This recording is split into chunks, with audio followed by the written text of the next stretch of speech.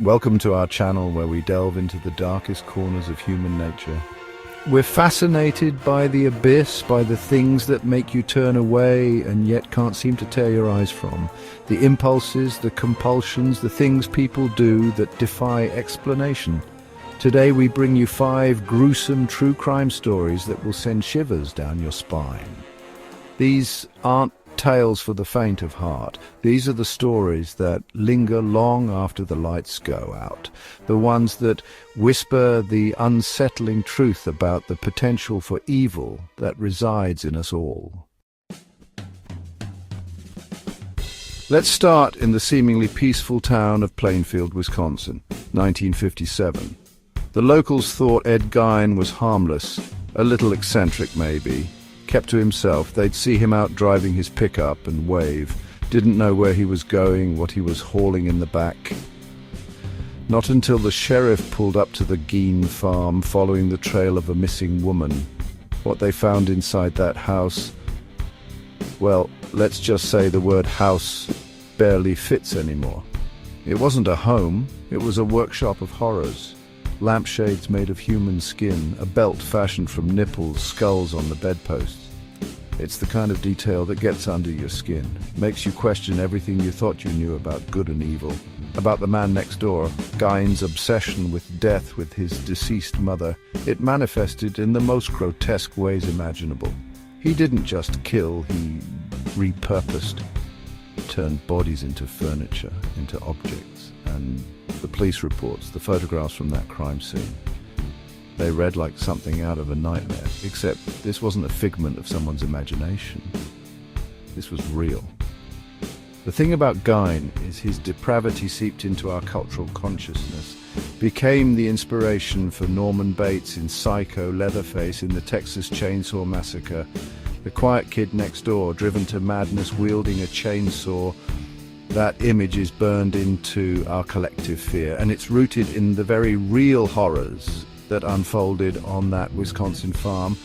Gein died in a mental institution, but his legacy, the chilling tableau he created in that farmhouse, that's the kind of horror story that never truly dies. It just gets retold, reimagined, a grim reminder of the monsters that hide in plain sight. Now we find ourselves in the heart of California, a place known for sunshine and dreams, suddenly gripped by terror. The late 1960s, early 70s, the Zodiac Killer. He wasn't just a murderer, he was a showman, a phantom taunting the police, the public, with cryptic messages. Ciphers he claimed held the keys to his identity. He operated in and around San Francisco, leaving a trail of bodies and fear in his wake. Young couples, a cab driver, each murder a spectacle, a message to be decoded. The newspapers became his mouthpiece, printing his rambling, often nonsensical letters, filled with threats and boasts. But the ciphers, that's what captured the imagination, fueled the obsession. Could you crack the code? Could you unmask the monster hiding in plain sight? Some of the ciphers were solved, revealing taunts, justifications for his crimes.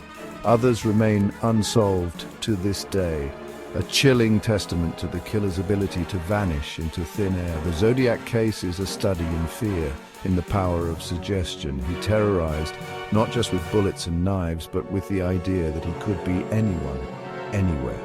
The faceless man in the crowd, a chilling whisper in the dark. He was never caught, never definitively identified. His case remains open, a cold case that continues to haunt investigators and amateur sleuths alike. The Zodiac Killer, a phantom who continues to hold us captive in his web of mystery and fear. Chapter 3. The year is 1969. The summer of love has faded, replaced by a creeping sense of unease. The Manson family murders. This wasn't just a crime, it was an assault on the very fabric of American innocence, a blood-soaked dagger plunged into the heart of the Hollywood dream. Charles Manson, a charismatic cult leader, orchestrated a series of murders that shocked the world. His followers, young, often affluent, were drawn to his twisted philosophies, his promises of a revolution. But Manson's revolution wasn't about peace and love, it was about chaos and control. The Tate LaBianca murders, the names themselves still send chills down the spine. The brutality, the randomness, the sheer savagery of the attacks. It felt like the world had tilted on its axis. Sharon Tate, a beautiful pregnant actress, murdered in her own home. The word pig scrawled on the wall in her blood. It was a statement, a declaration of war on society itself.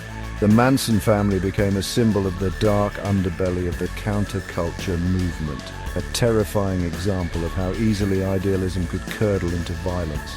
The murders sent shockwaves through Hollywood and beyond, shattering the illusion of peace and love that had defined the era. Manson and his followers were apprehended, their trial a media circus. But the scars left by their crimes, the sense of paranoia, the fear that the world was a much darker, more dangerous place than we wanted to believe, that lingered long after the verdicts were read. Chapter 4. Our journey into darkness takes us next to Milwaukee, Jeffrey Dahmer. The name alone evokes a visceral reaction, a shudder of revulsion. His crimes, a litany of depravity, are not for the faint of heart.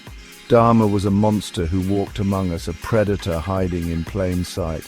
He lured young men to his apartment, promising companionship, only to drug and murder them. But his crimes went far beyond murder. Dahmer was a necrophiliac, a cannibal. He dismembered his victims, kept their body parts as trophies, a macabre collection that spoke to the depths of his depravity. The details of his crimes are enough to turn your stomach. The attempts to create living zombies, his chilling confessions, the Polaroid pictures he took of his victims, capturing their final moments, their vacant stares, a haunting reminder of the darkness that lurked within him. Dahmer's reign of terror finally ended in 1991 when a potential victim managed to escape and alert the police. The discovery of human remains in his apartment, the stench of death clinging to the air, it painted a horrifying picture of the monster who had been living among them. His trial was a media sensation, the world transfixed by the gruesome details of his crimes. He was sentenced to life in prison, but his story didn't end there. In 1994, he was beaten to death by a fellow inmate, a brutal end to a life marked by violence and depravity. But the questions linger. How could such evil go undetected for so long? How many lives could have been saved? The Dahmer case remains a chilling reminder of the monsters that can hide in plain sight and the thin veil that separates civilization from chaos.